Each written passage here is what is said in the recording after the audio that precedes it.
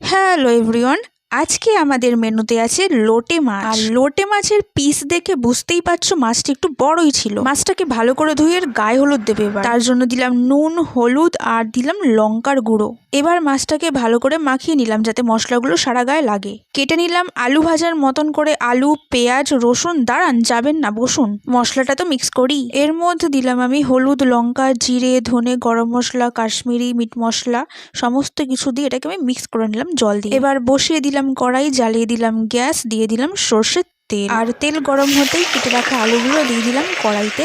তারপর দিলাম পেঁয়াজ, রসুন আর দিলাম স্বাদ মতন একটুখানি নুন।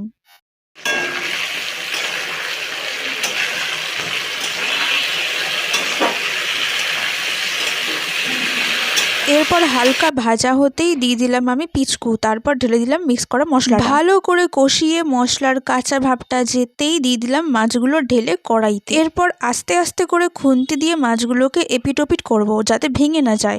আমি তো সাবধানেই ওলট পালট করবো, কিন্তু কিছু মাছেরা যদি বদমাইশি করে ঘেটে যায় সেটা তাদের ব্যক্তিগত ব্যাপার, এখানে তো আমার কিছু করারই নেই। মাছটা হালকা ফুটে উঠতেই গ্যাসটা বন্ধ করে কড়াইটা আমি নামিয়ে দিলাম। এরপর এই একদিক রান্না হওয়া মাছগুলো আমি একটা অ্যালুমিনিয়ামের থালার ওপরে খুন্তি দিয়ে আস্তে আস্তে করে তুলে দিলাম। কড়াইতে একদিক রান্না হলো, এবার এই থালাতে আর একদিক রান্না হবে। যেহেতু লোটে মাছটা খুব সফট হয় তাই একটু বেশি ঘাটাঘাটি করা যায় না, এইভাবেই রান্না করতে হয়। এবার যেই এই ফুটে উঠে জলটা শুকিয়ে গেল, ব্যাস আমার লোটে মাছ হয়ে গেল রেডি। তবে হ্যাঁ, মাঝে মাঝে এইভাবে সাঁড়াশি দিয়ে থালাটাকে নাড়িয়ে চাড়িয়ে দিতে হবে, নাহলে কিন্তু মাছ সব লেগে যাবে আর পুড়েও যাবে।